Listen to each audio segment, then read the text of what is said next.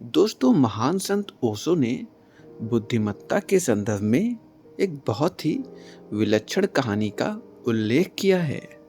कहानी है सम्राट सोलोमन की। यहूदियों की माने तो सम्राट सोलोमन से बुद्धिमान आदमी दुनिया में दूसरा नहीं हुआ है। सेबा की रानी जेबा सोलोमन के प्रेम में पड़ गई। वह चाहती थी कि दुनिया के सबसे बुद्धिमान आदमी से प्रेम करे। तो उसने सोचा पहले सोलोमन की परीक्षा ले ली जाए कि वास्तव में सोलोमन बुद्धिमान है भी या नहीं।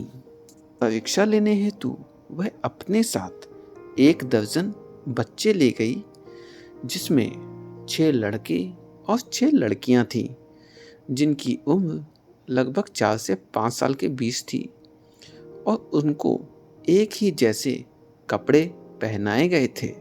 सभी के बाल भी एक ही जैसे काटे गए थे ताकि पहचान बिल्कुल ही मुश्किल हो जाए।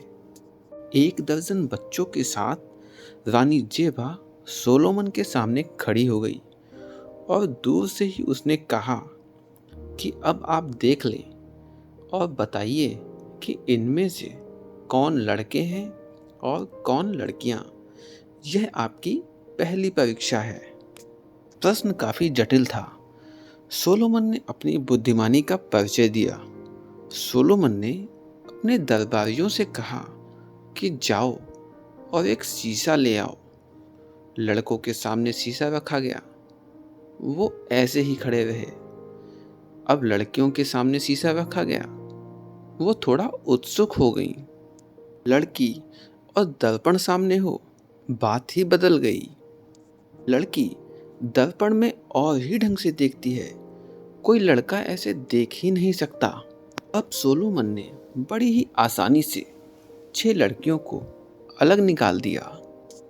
अब रानी जेबा सोलोमन के सामने अपनी आखिरी परीक्षा में 2 फूलों के गुलदस्ते लेकर आती है, जिसमें से एक तो असली होता है तो वहीं दूसरा नकली होता है, यानी कि कागज़ का होता है, जिसे बड़े बड़े कलाकारों ने बनाया होता है, जिसको पहचानना काफ़ी मुश्किल था।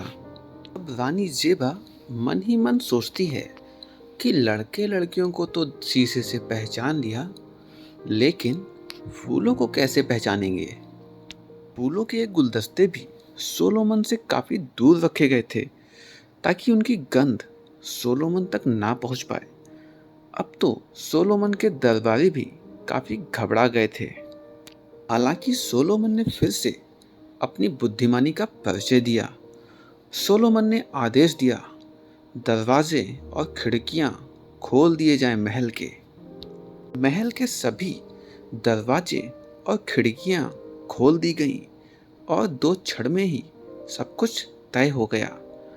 बाहर से कुछ मक्खियां उड़ती हुई आईं और वो असली फूलों पर जाके बैठ गईं। सोलोमन ने कहा, यही है असली फूलों का गुलदस्ता। दोस्तों, बुद्धिमानी की ये रोचक कहानी आपको पसंद आई हो तो चैनल को सब्सक्राइब कीजिए और वीडियो को लाइक और शेयर कीजिए।